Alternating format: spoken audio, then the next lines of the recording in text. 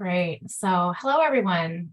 I'm Sita Williams from the Workforce Alliance of the North Bay, and I'd like to welcome you to the third session of the Fall 2022 Bright Futures Career Speaker Series. The Bright Futures Career Speaker Series is an educational webinar series sponsored by the Napa County Office of Education, the Marin Office of Education, the Napa Valley College, College of Marin, and the Workforce Alliance of the North Bay. Today's presentation topics will cover careers in tech and digital media. The moderator of today's program is Dr. Sherry Tennyson from Napa Valley College. As you can see, we have 3 to 4 career speaker presenters today, and they will introduce themselves shortly. We will be recording this webinar, so you can always access the video at a later date. And before we get started with today's program, I'm going to do a quick round of housekeeping so that we're all on the same page throughout the webinar. So first of all, why offer a career speaker series webinar? So first, we'd like to introduce you to some of our local professional experts. We'd like to introduce you to some jobs that you may not have heard of before. And we'd like to help you make informed decisions about the next steps on your career path, whether you're a student or a job seeker. So what to expect today? The presentation hour will include an introduction like we're doing right now, speaker panel discussion time, and then question and answer time. Please use the chat function of the webinar to ask your questions. We will repeat the questions out loud to the speakers and to the moderator. If you don't hear the question out loud, we'll do it for you. This is our career speaker series schedule for the remaining sessions of the fall program. Please join us if you can for future webinars. And with that, I'm going to hand the mic over to Sherry Tennyson, who will get our program started and let our career speakers introduce themselves. Thank you, Sita. I'm Dr. Sherry Tennyson from Napa Valley College, and we have 3 of our speakers with us today. So I'm going to ask Miles to do a quick introduction of himself, talk a little about your organization and your role there, and that will be the same question we'll ask of our other speakers. Thank you. Miles, go for it. Hi, everyone. Good afternoon. My name is Miles Smith, and I work for IBM. IBM is a global, multinational technology and services company that's over 110 years old and has over 250,000 employees. So a very, very large company. I work here in the Bay Area, and I work for IBM's Salesforce practice. So many of you probably know about Salesforce, the software company. We have a Salesforce practice, and inside that practice, I work for, I do sales specifically with universities and state and local governments. And yeah, that's me for my initial introduction. Thank you. How about you, Mario? Please share. Yeah, gladly. My name is Mario Piombo. I'm a Napa native, and I own and operate Aperture Media and Design. We're a small media production company based here in the Napa Valley. I own and operate the company, so I do everything from manage our bookkeeping, finding new clients, our marketing and outreach, but I also have the opportunity of doing all the photography and videography work with my business partner and several employees. Yeah, so that's a little bit about me. Our work is mostly focused here in the Bay Area, but we also have clients throughout California. And yeah, that's a little bit about our company. Thank you so much. And how about you, Maria? Thank you for joining us. Hi, everyone. I'm Maria. I work at WSI Next Gen Marketing in Napa. We are a small digital marketing agency. There's, a handful of us, but WSI is one of the largest digital marketing networks in the world. There's a lot of other businesses, a lot of other partner agencies all over. So we are sort of the Napa branch, and we focus on digital marketing for a lot of local businesses, but also a few around the country and the state.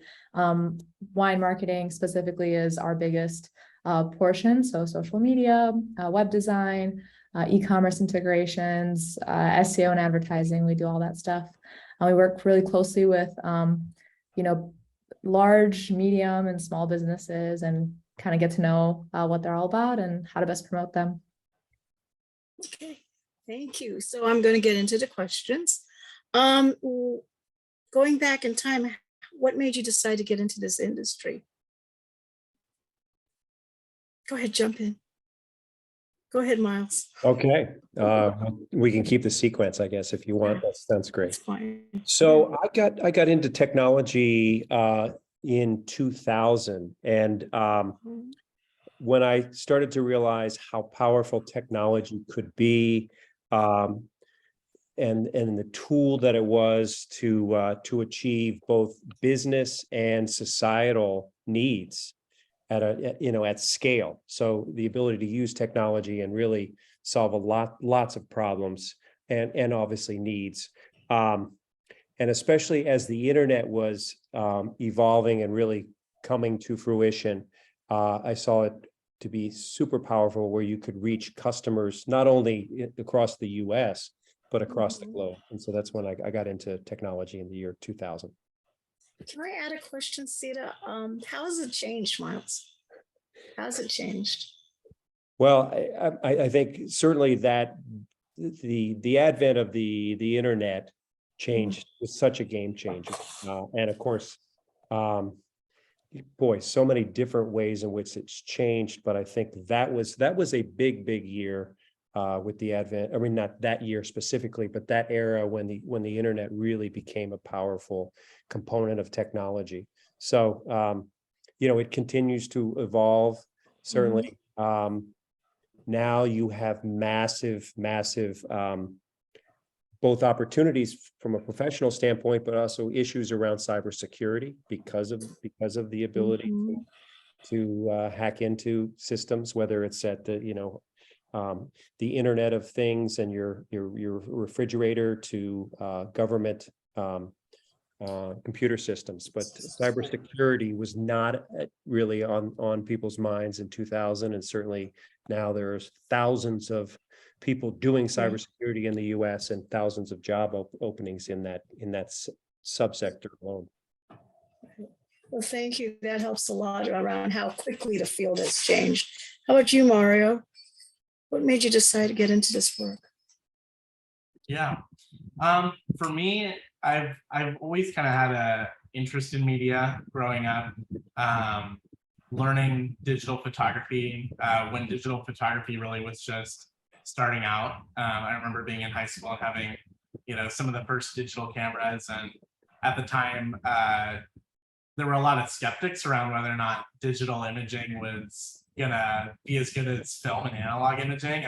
And for me, I kind of always have seen it. I'm very passionate about technology, and so I love the technology aspects, and I think that's really what drove me into the industry, was kind of being able to master digital cameras, digital editing, and things that were really in high school. Like my photography program, I learned with film photography and analog enlargers and things that students today have no idea how many students have no idea how these technologies work. But I was kind of the student who helped build the digital photography program because our teachers didn't even know about these technologies. So for me, it's always been, I've been driven by that. And as I have developed my creative skills, it's fun to work with clients to tell stories. And so that's another big aspect of what I get to do, is really help brands be creative and think about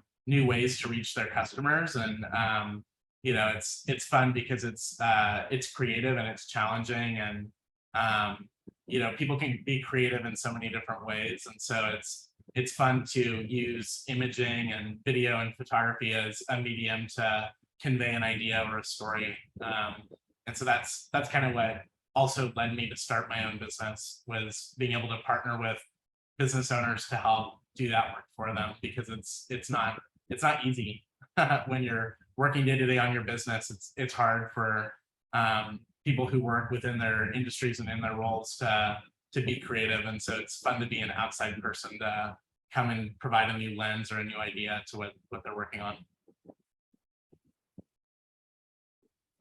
Hold on. You've also shared that it's changed a lot, the field, huh? Since you first started. Yeah, it has. I mean, it's interesting to think back on, because you wouldn't imagine that we wouldn't have cameras in our pockets, but there was a time when that wasn't really the reality, and that wasn't really that long ago.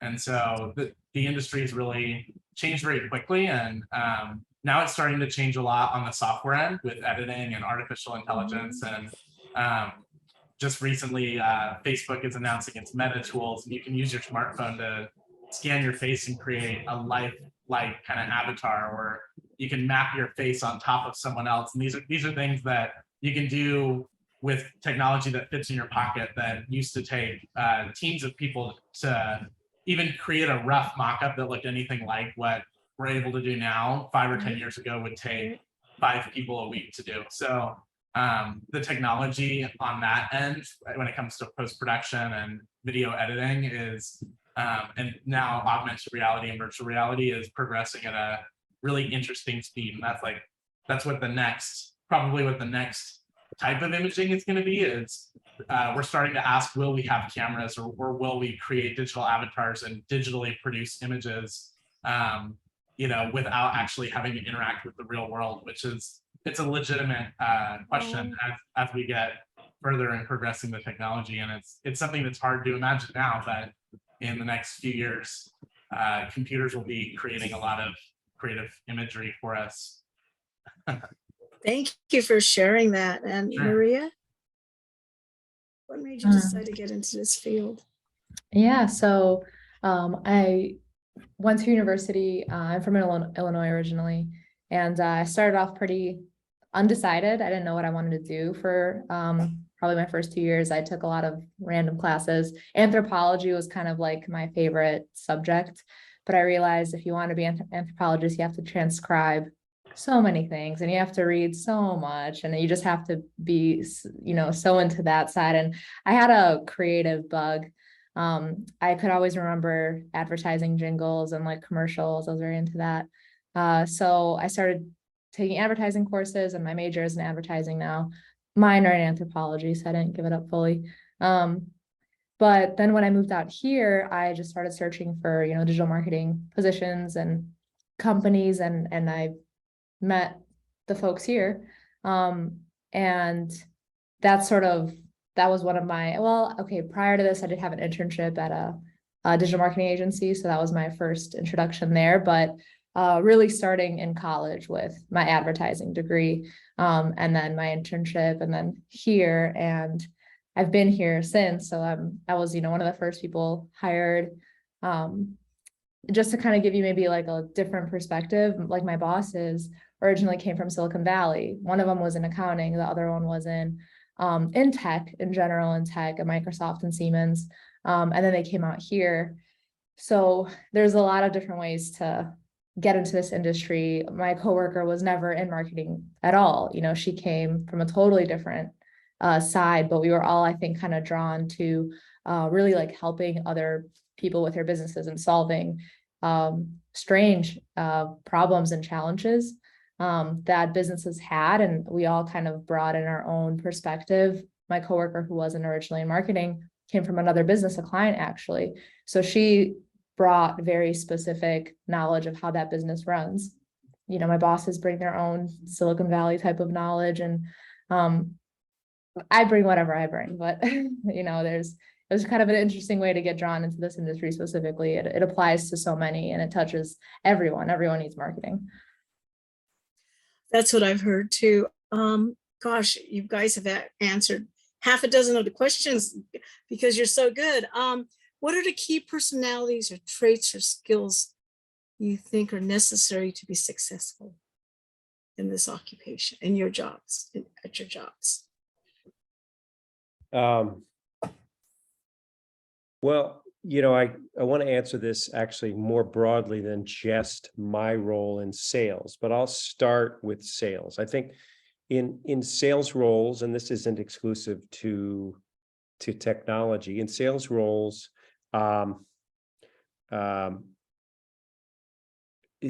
communication skills are probably the most important piece, right? That's verbal and written communication skills. How are you able to communicate with your colleagues? And of course, how are you able to communicate with your prospective customers and then your future customers? So communication skills are super important. Everything from written to even public speaking, which many people dread, but often you have to do presentations to small or large audiences. So communication skills are super important. I don't think there's any job these days where collaboration skills are not important. Every single job, it seems like you have to collaborate. Yeah, and again, not technology specific. So you collaborating with your colleagues, and then collaborating well with your customers. So those are super important. Strategy. So building your strategy skills and analysis skills, analytical skills are super important. And then, of course, for any job, including technology jobs, building your skills in different software systems that you have to use. In my case, I use Salesforce as our database, as our CRM, our customer relationship management system. But many people across the business world use Microsoft Office, so Excel, Word, PowerPoint, and also some companies use the Google suite. So those are key skills. But you can imagine in the technology sector, sales skills, and then there are jobs where engineering and coding skills are super important. Then project management, if you're actually doing projects, managing a project from the start through the finish, analysis, as I said. And then, many people, of course, need management skills because they're managing a team of people. So those are just some of the skills that come to mind and personality traits. But, the nice thing is in the technology sector, I don't think there's any limit to what kinds of you can be all sorts of, I often hear the word extrovert versus introvert. There are many jobs where an introvert who is, and these are not positive or negative, but introverts can work in jobs that, might be more engineering and focused on really spending time figuring things out. Versus an extroverted person who really likes to be with people a lot might have more of a sales role. So those are just some things that come to mind in terms of personality traits. Thank you. Mario? Yeah, I would totally agree with Miles that in our job, collaboration and really being able to communicate well are important. Our clients rely on us as creatives to give them ideas and give them feedback on their ideas. And so it's very much a collaborative environment, whether we're on site taking photos at a really large event or we're in the post-production phase and we're getting down to editing just little tiny details. We have to make sure that we're able to communicate what we're doing and help them see our vision so that we're able to keep our projects on track and have everyone on the same page about what we're doing. And I would say that creativity is really an important skill that can't be overlooked. And I think even outside of a media creative job, I feel like creativity is something that everyone should be really thinking about, because as we advance more and more technology is being able to be brought in to do some of these complex kind of analyzing type work and data type work, we're going to find, I think, that people who have creative problem solving skills and creative skills in general are going to succeed. And so always thinking about how to approach things from different angles, and looking at different ways to do things that have been done traditionally. Those are important skills in media, just because we're always looking at trying to convey the same stories or the same themes that everyone else is, but in a different way. Then obviously the visual aspects, composition and things like that, and storytelling that are obviously more apparently creative heavy are also important.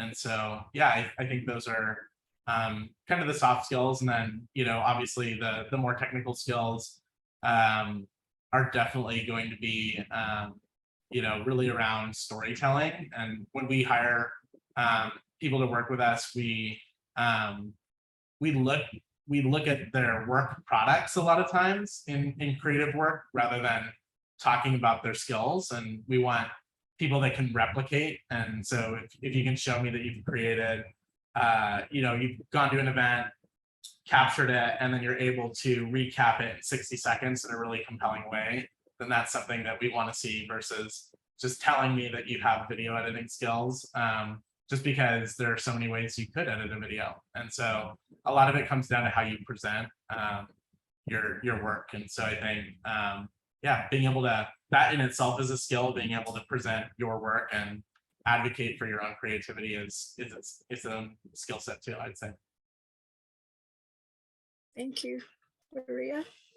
I mean, you guys nailed it. That's all the skills. That's all you need. But I think collaboration specifically, I think a lot of businesses felt this when COVID started and all of us were kind of forced to start working from home. For those of us that weren't really used to that, or companies that weren't really structured around that, it became a big challenge. I think people who weren't used to collaborating digitally all of a sudden had to find a way to just stay in touch. Even just you don't realize it. We're back in the office now. I personally love that because it's hard for me to focus at home.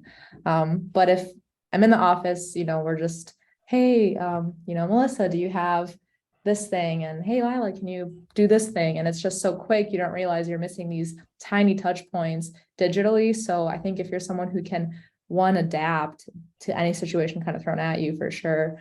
And then collaborate in a lot of different ways, physically and digitally. And then that creativity piece too is so huge. You don't have to be a graphic designer, but you have to have creative vision. And that's maybe you're creating a strategy for, a company and their marketing, or maybe they're, some sort of project they have coming up, or you're actually the creative person who's, designing something, just having creative vision in general and exposing yourself and like working your mind. I've realized too, out of school, I'm not reading as much, I'm not writing as much, I'm just doing the work, but that's not enough to keep my mind really challenged and practiced. Once I start picking up like reading something on my own or creatively writing on my own, I find myself doing better at work and being a lot quicker with how I come up with, social media captions or a web design or something like that. So definitely someone who can, adapt and also, I think, and this is a big thing for the younger generations too, picking things up super quickly, like on technology. It's super easy for a lot of the young folks, but because they're so technologically, focused, it's important not to miss out on the, general business and communication skills that a lot of the maybe older generations really excel at. So kind of being balanced. Thank you.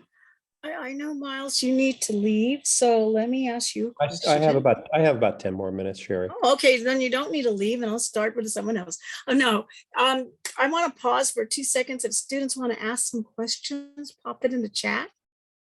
I don't see any yet, but think about this. And I'm going to deviate only a little, but I always have those second questions. So how would you prepare? How would you tell a young person who's interested in getting into your field? Because many of the students I talk to talk about being creative and want to be doing artistic work. How would you tell them to prepare? 2 tips that you would tell them to prepare to get into your field. And Miles, would you like to start?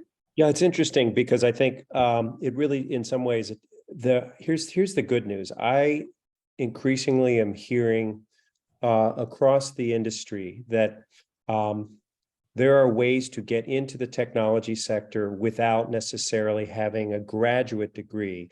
If you get some of the technical skills, I think Maria mentioned getting an internship.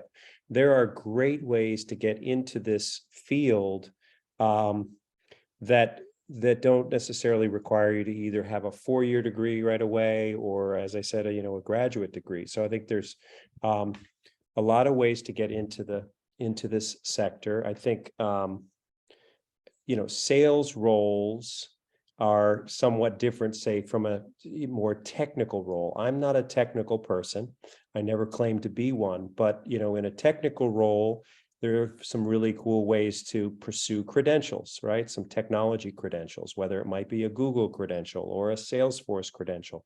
So there are apprenticeships and internships that are out there that allow people. I know people who are doing really interesting kind of internship apprenticeships while they're in college or at community college, and even in high school. So there's a lot of ability to do that and experiment with the technology sector.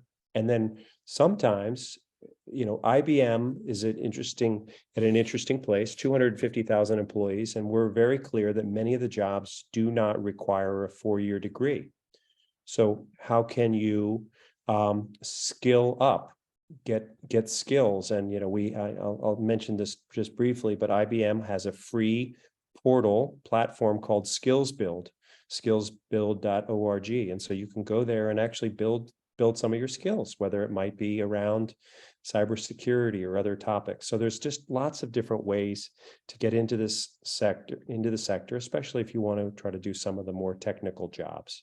I'll pause there.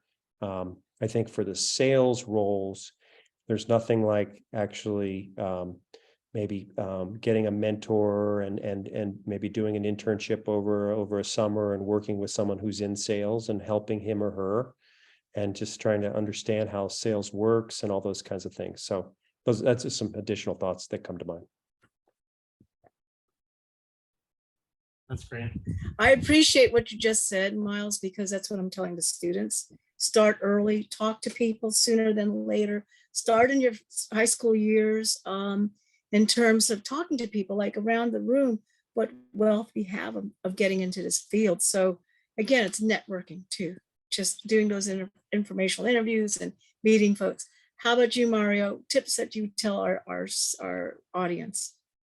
Yeah, I'll definitely echo some of the things that Miles said. I think for me, at least, one of the biggest, greatest opportunities for me was finding a mentor. And so I can't stress enough that, having a network of people that are able to support you as you move through your career at all stages is really important. And the best way for you to start your own professional network is to be mentored by someone and learn about what they're doing. You might just go to coffee with someone who you admire and know is in the field that you're interested in and ask them questions. And then you might start asking them if they need support with their work and if you can come and help them in any way.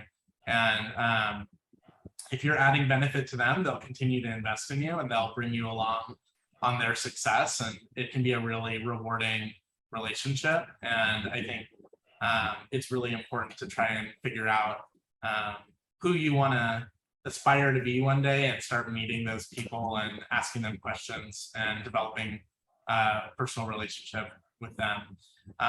And then I think my second piece of advice is kind of just always be willing to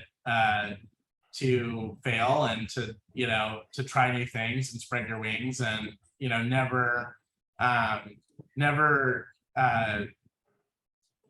pass up an opportunity that even just tickles your interest a little bit and makes you think, oh, that would be worth doing. If you have an opportunity and it's something that you're even remotely interested in, I think, especially if you're at a time in your life where you have time to do those kinds of things, it's definitely worth figuring out, pursuing it. And even if you're not sure if you're equipped for it, still there's not much to lose if you're early in your career to take a step out and try something new and uncomfortable. And I think it's a good way to challenge yourself, especially as a creative, and kind of rise to the occasion. So thank you. How about you, Maria? Tips that you want to share with our students and our participants? Yeah, definitely getting involved where you can, whether it's an internship or even just, finding local businesses that depending on what, you're looking for, but, or depending on what you want to do, but even just finding local businesses and people that maybe want a little help with something, doing a video project, a photography project, a little like dive into Facebook ads. It's free to set up, an ad account and a business manager account and just see what it looks like. And then create a campaign and stop before the spending money part. But you can do that. You can use a lot of these tools for free, even just creating like a Google Ads campaign and then just, stopping before the payment part. But Facebook certifications are a thing, Google ad certifications, some are free, some are not. If you have an internship or a job already, like see if someone can pay for it. Sometimes schools or, jobs will pay for that stuff. But otherwise, it's always good to invest in yourself if you can, with a lot of these certifications. I've also noticed back when I was first applying for jobs, some people had like their own little websites that they made. It wasn't so dramatic, but now we started hiring some more people and everyone had their own little website where they had links to projects that they've done, companies that they worked with, a link to a social media post that they created even, so definitely that's something that you can create for free as well on Squarespace, Wix, WordPress even. So just really start developing those resumes. I think there's a lot of ways to prove the work that you've done, and more than just like a college degree, we're definitely looking at practical skills, because I didn't learn how to set up a Facebook campaign in college. That was something I did later, or on my own. So definitely practical skills is super important. Right. There's a question in the chat, which is, what is the Microsoft site? Skills Build is once a year. Is it Microsoft Learn? And Miles, thank you for putting in the skillsbuild.org in there in the chat. Yeah, just to clarify from looks like Pamela, yeah. the Microsoft site, did I mention that or did someone else? Skills Build is a free resource from IBM, and the intention is to make sure that millions of people get this globally and the access to technical and some soft skills. So skillsbuild.org.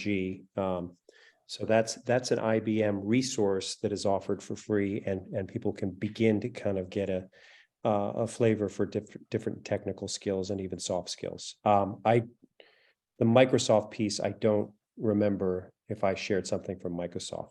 I did mention Microsoft Office as a platform that many people use Word or PowerPoint or Excel. Right. So those are software tools that many schools are using now, even high schools. So, but be sure to continue to develop those skills because those are super helpful. Thank you. I'm going to have one question before you leave, Miles. What's a typical day look like for you? What happens on a day when you're going into the office? And I hear Maria talking about going into the office. I'm a little jealous because right now many people are remote at IBM. We have the opportunity to go to the office, but we don't have to. And so, but whether it's remote or in the office, my typical day would start, around 8:15 or 8:30. I would often look, immediately, if not the night before, look at my day calendar and then really begin to look at my priorities. What are the top 2 or 3 things that I want to achieve today? Because it's so easy to get distracted. Emails are coming in, direct messages from Slack, and it's just so easy to get lost in all of the distractions. So at the beginning of the day is what are the things that I want to achieve? And then I often try to achieve those first thing if I can. And and this is something that I recommend not only for achieving your goals at work, but also to make sure you keep a little balance in your life, is putting in your calendar blocks of time that are sacred. So if I'm looking at Mario's calendar today, I see that he's got 12 to 1. I'm not going to schedule during 12 to 1 because he's got that blocked out. And that might be lunch, it might be a workout, it might be creative time that he's thinking, but I just really recommend blocking out your time. But the point being is that my day consists of a lot of internal meetings, and then ideally I have a few meetings with clients or prospective clients about proposals that we've sent them and following up. because the sales process is a very long process in my world, where you're over the course of, say, 3 to 4 months, there's stages of that sales process where you're beginning to get to know the customer. So I have, presentations, phone calls, eventually contracts, and then I have to get attorneys on my legal team that will Right. contracts and all those things. So it can really vary in sales because it can be all over the map in terms of my typical day. Thank you. Thank you. Thank you. Mario? Which question were we on? Sorry. I made it up. What's a typical day? Yeah, typical day. So usually I'm coming into the office and checking in with my twin brother, who's my business partner, and we're looking at all of our active projects. So we're looking at anything that's currently in post-production usually. If it's not a day where we're on site, either shooting at an event or creating an ad or creating content for our customers. And so we do a quick check-in with our team, anyone who's working on those active projects, and they're all kind of prioritized depending on when they need to be delivered. And if it's a shoot day, we're usually coming into the office and we're preparing our gear in the morning, trying to get on site to our clients to be able to start capturing. And then, yeah, I mean, if it's a shoot day, we're out in the field editing or producing content with our clients.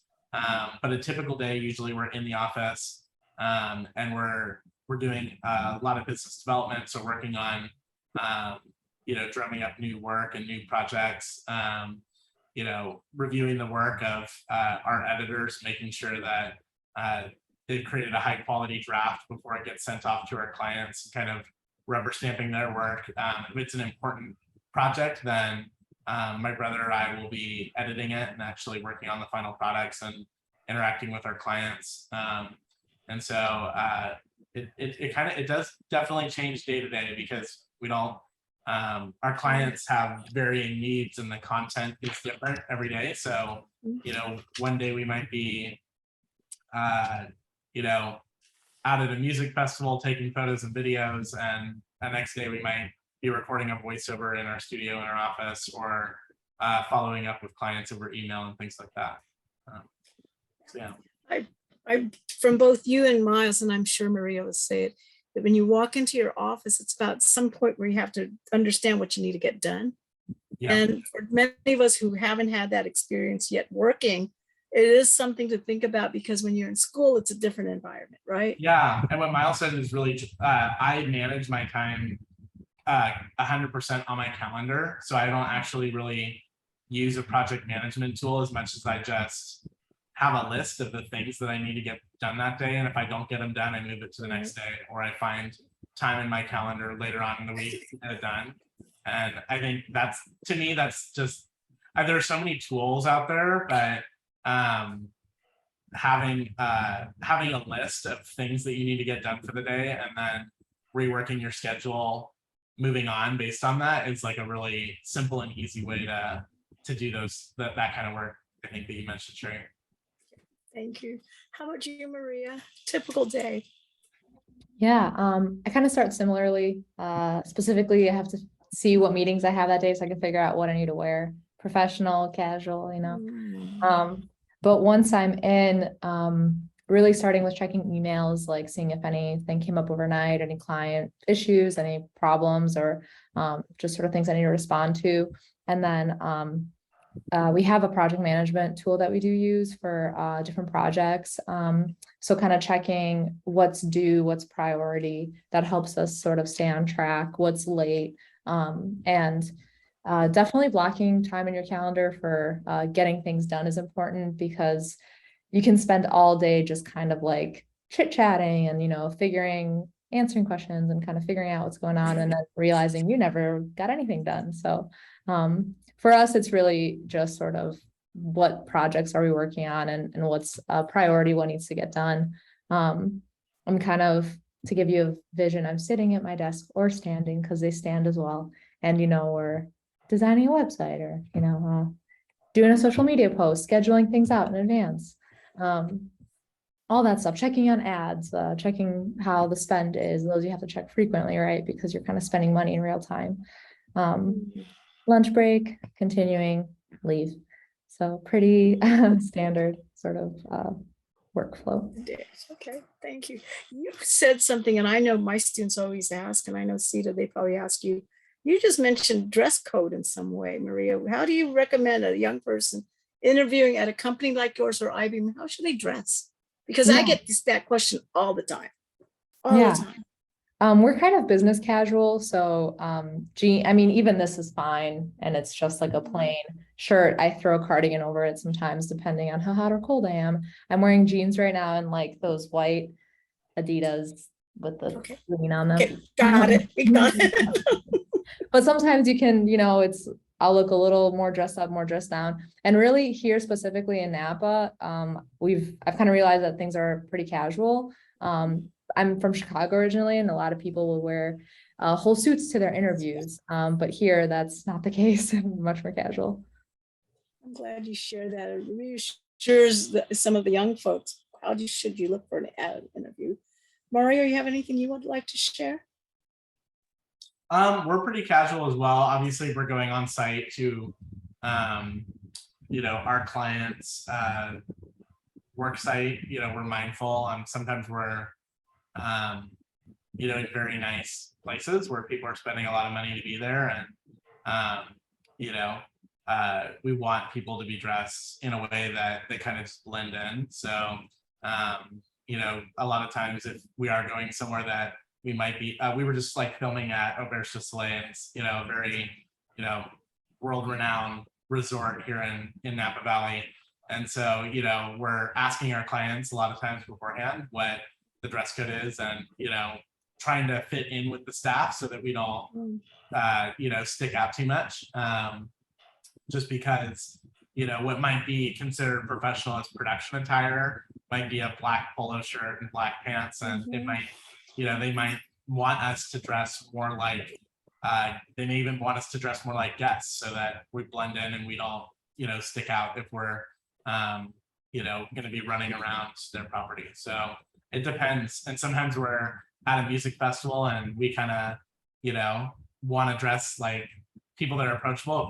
A lot of times we're doing work with sponsors. So we might have like a beverage and we want to showcase people having a good time at the festival, consuming the beverage or consuming whatever it is the sponsor has. If we're dressed like production people and not like people that are attending the festival, then we've seen that people often don't want to interact with us as much. They like want to be having a good time, and part of that is like, if we're coming up to them and we look fun and young and cool like them, then hopefully there'll be a better interaction if we ask them, oh, hey, can you take this product and pose with it and work with our photographers for a little bit, versus us looking like a super professional film crew, which might be really intimidating. So it's different every time. That helps a lot.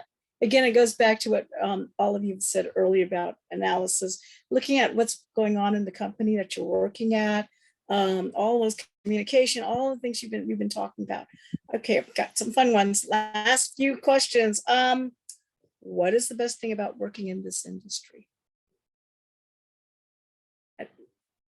Mario, you could start. Okay. For me, I think the best things, I just love like some of the projects we get to do on a regular basis and some of the clients we get to work with. And we're really fortunate enough that we're not a huge company. We're still relatively small. So we have really great relationships with some of our clients. And so, and because we're based here in Napa, it's just kind of fun to be a part of the fabric of the community and working to support local businesses.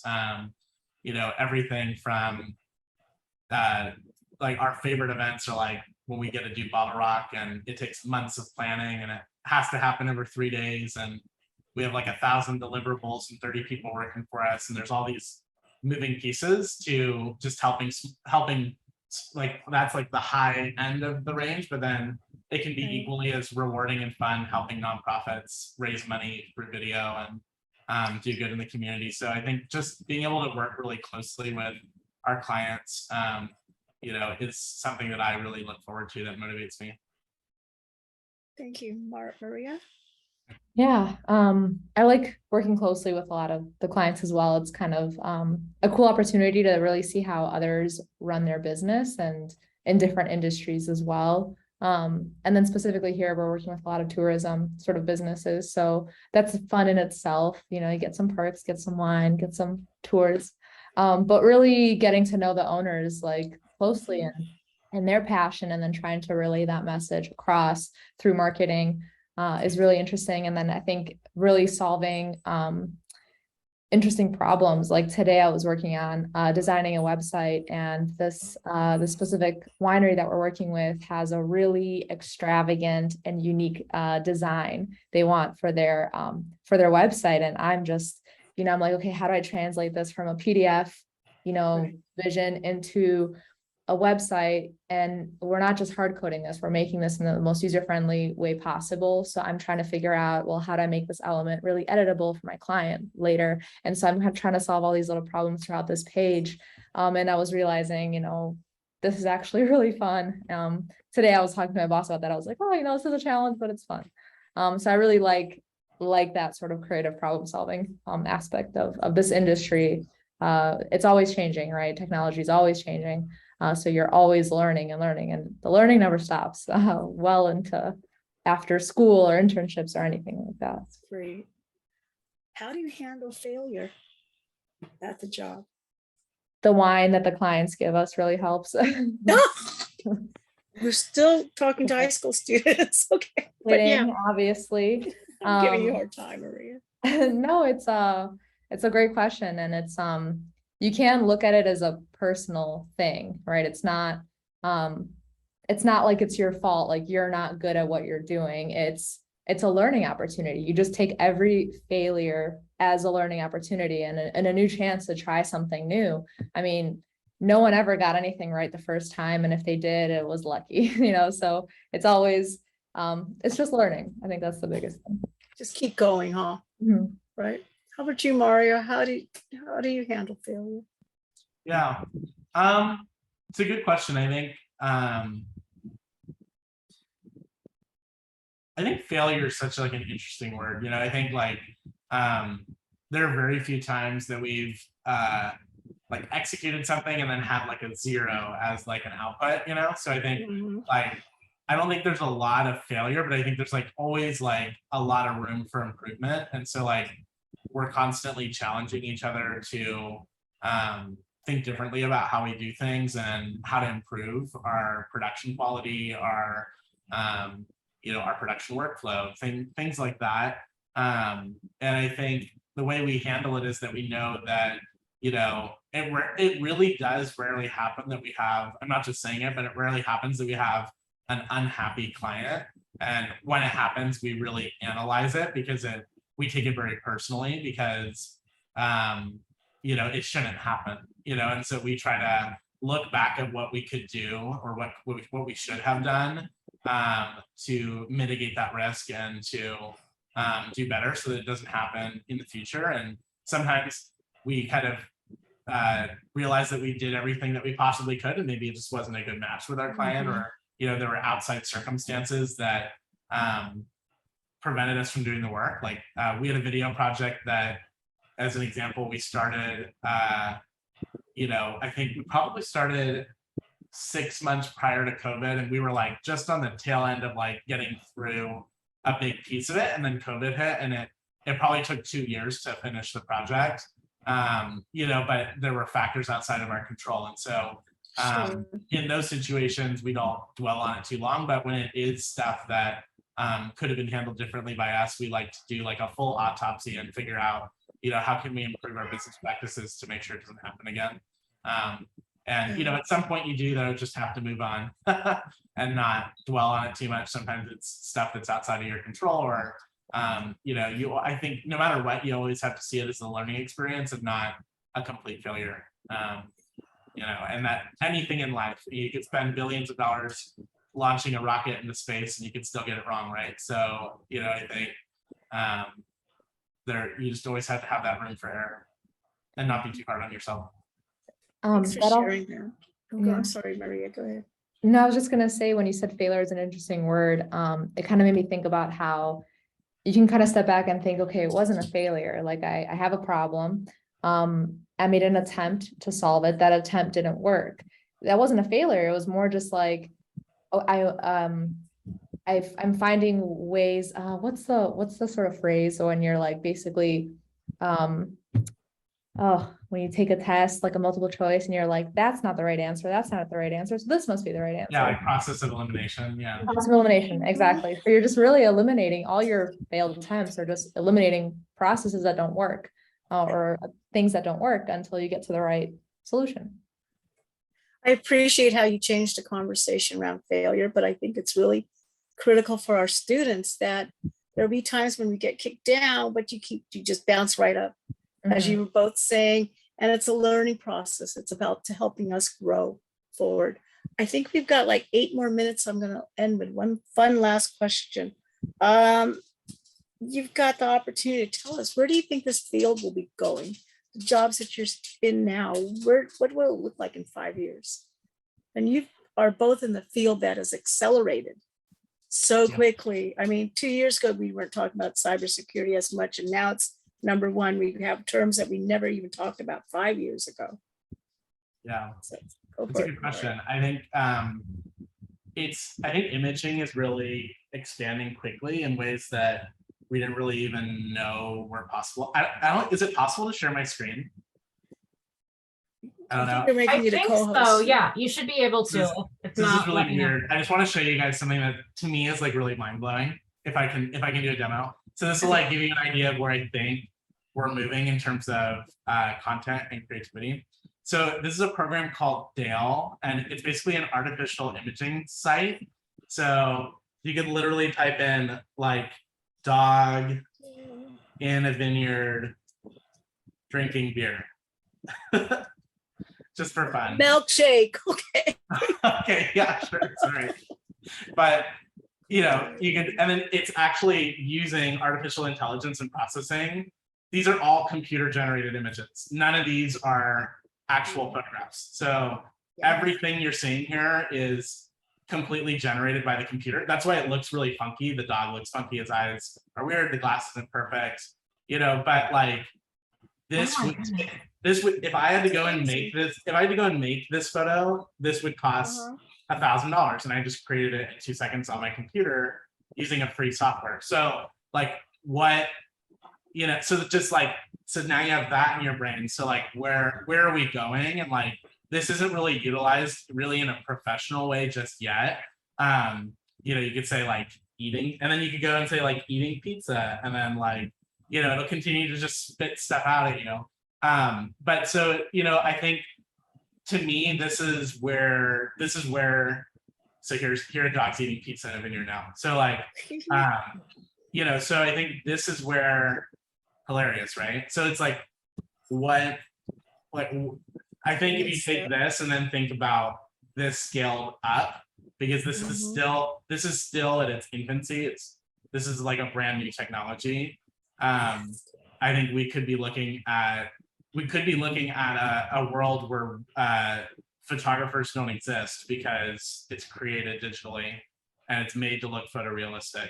I think that's pretty far off, and I think that it'll always be a luxury to have photographers and content creators that are physically available and around. But you know, I think that there is that aspect that a lot of this could be generated digitally in the future. That's amazing.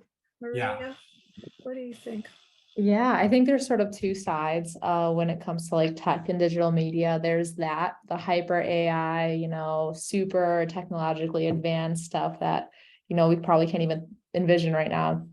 And then there's a side where people are just going to be more and more craving the human and the real and the authentic. We kind of see that with like a few apps, like a few of you might be on Be Real, or even like the TikTok and Instagram reels. Like people are kind of craving the more in the moment footage. Even when I look at ads as I'm scrolling, they look more realistic. They're made by a person, and it's not some sort of graphically designed ad that an agency made. It feels much more like someone that you're following is promoting a product versus a company promoting a product. So there's kind of those two ends that people really want the human and the authentic, but we're also Mhm. finding really creative ways to be super efficient, super high tech. Mhm. And I mean, all the virtual AI stuff, that's growing, but at the same time, we have that human touch piece Going back. growing. So those are Right. totally opposites. So it's really kind of interesting. It is really interesting. We have like 4 more minutes, and I'd love for you to like end the conversation with our young people. Mario, would you like to share anything that I haven't had a chance to ask you? I would just encourage, I think, students to really get out there and experience a whole bunch of different things. If you're not sure what you're interested in, I think it's really important to just get out there and try different things and look at the people that you admire and figure out what career paths they went on. And I think that the whole term that, if you find what you love doing, you'll never work a day in your life. It's not really true. I think it takes hard work every day. And even if you're passionate, it makes it more fun and enjoyable to go to work than if you don't. And, I think a lot of people get stuck in their head that if they do find that one thing they'll love, it won't feel like work. And I'm telling you right now, it's nearly impossible. Rare. There will be days that are hard. There will be situations that are hard. There will be days you don't want to go to work, and that's normal. And it's really finding the things that make you feel fulfilled and make you feel like you're actually doing a good thing with your time, and that you do enjoy it. But it won't be easy, and it's not going to be perfect every day. So don't think that you're going to find that magic bullet, because you'll keep chasing it for too long. So. Great words, great words, great. Maria, how about you? I don't know, that just really resonated with me. I feel the same way. Sometimes I'm like, I don't need to work ever, right? I can just like be on a beach forever on an island. And then I'm like, I would be really bored. I really do crave my job, for sure, but it is work, and it's just putting in the time, and just aligning your passions with your job is really the goal there. It's not like never working a day in your life. So, but yeah, reach out to those people around you and just talk to people, conversate. And that's the biggest, I think, push. Exactly. Thank you so much. It was my pleasure to meet you all. And I'm turning it over to Sita to end the presentation, but I really enjoyed listening and hearing your stories. Thank you so much. Yes, thank you so much, Mario and Maria, today. And we really appreciate that you took the time today, at the end of your workday, to come and talk to us about your careers and your history, and a little bit about the industry and maybe where it's going. And so, it's people like you that make me smile at the end of my workday. So, this is a good day for me. So thank you so much. Have a wonderful evening. And we really appreciate the work that you do in the community. And I'm happy to know you. Thank you so Thanks much. again. I'll hold on the line if Yes. anybody has any questions. Otherwise, everybody else is released to dinner and home. Thank you. Bye-bye. Thank you. Bye. Thank you.